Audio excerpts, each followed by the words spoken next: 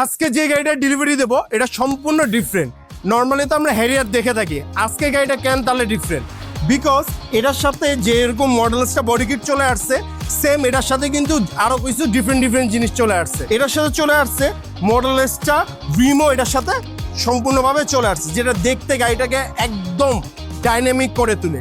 এরপর এটার সাথে আরো যেটা ইন্টারেস্টিং জিনিস চলে আসছে, এটা হলো আপনার ডাকটেল। ভাইয়া আজকে তো সেদিন চলে আসলো গাড়িটার ডেলিভারির দিন। আমি মার্কেট এই গাড়ি নেওয়ার জন্য অনেক দিন যাবত ঘুরতেছি, 3-4 মাস যাবত। আমি একটা অ্যানালাইসিস করার পরে আমি আপনার কাছে আসলাম কয়েকবার। হ্যাঁ ভাইয়া, কিন্তু বেশ কয়েকবার আসছে আমাদের কাছে। কথাবার্তা এবং আমার যে কোয়ালিটি যেটা আমি চাচ্ছি মূলত ওটা আমি মোটামুটি এখান থেকে পেলাম। প্রাইসের দিক দিয়ে আমি কম্পারেটিভলি ভালো প্রাইস পেয়েছি। যাক মাশাআল্লাহ ভাই, আমরা চেষ্টা করছি যেন আপনাকে বেস্ট অফ দ্য বেস্ট প্রাইসের জন্য দিতে পারি।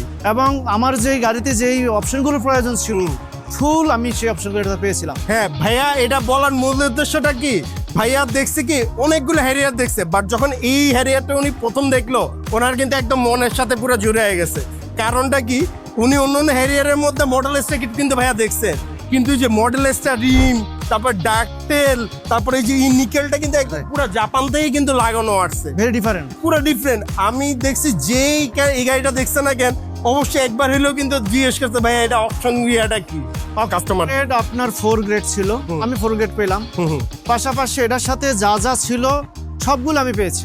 আমি আপনাকে বলছিলাম ভাই জাপানের ছবির সাথে কিন্তু ফিটিংস গুলো মিলিয়ে নিতে, সব মিলে আমি প্রত্যেকটা মিলিয়ে নিছি। জাপানি ফিটিংস যেগুলো ছিল আপনি যেগুলো বলছেন এবং আমি স্ক্রিনে যা যা দেখলাম বাস্তবে তা মিলিয়ে নিচ্ছি আমি।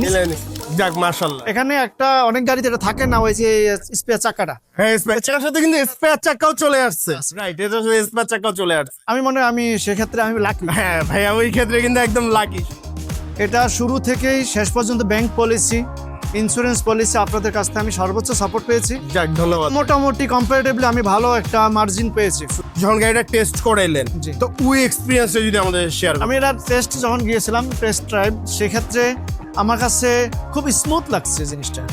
এবং আপনি যেভাবে আমাকে মোটামুটি ইনস্ট্রাকশন দিয়েছেন যে হাইব্রিড গাড়ি চালানোর জন্য যেগুলো নিয়ম কানুনগুলো মোটামুটি ভালো লাগছে। এবং এগুলো আসলে সচরাচর সবাই অনেক কোম্পানি জানেও না, অনেক মালিক জানেও না কেমন হাইব্রিড গিয়ারটা মেনটেন করতে হবে, চালাইতে হবে। এটা সময়ের বিষয়, পাশাপাশি ধৈর্যের বিষয়।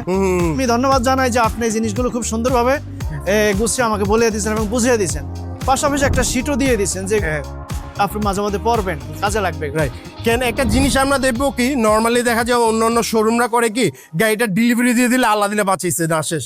আমরা কিন্তু এরকম না, আমরা একটা জিনিস অলওয়েজ ট্রাই করি, আমরা যখন একটা প্রোডাক্ট কাস্টমারকে দিছি, কাস্টমার এটা ঠিক মতো মেনটেন করতে পারতেছে নাকি।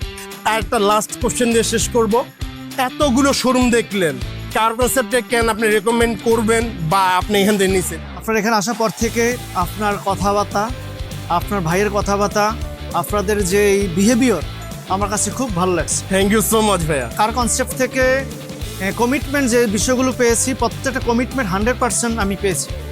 এখানে বিন্দু মাত্র কোনো কমতি পাই। আমি অ্যাডভাইস করব যারাই গাড়ি কেনার ইচ্ছা থাকে, কার কনসেপ্টে আসেন, এসে আপনারা দেখেন, দেখার পরে যদি দেখেন যে না এনাদার থেকে অনেক ভালো প্রাইসিং এবং কোয়ালিটি এবং সার্ভিস, তাহলে ইনশাল্লাহ আপনার কার কনসেপ্টকে পছন্দ করতে পারেন।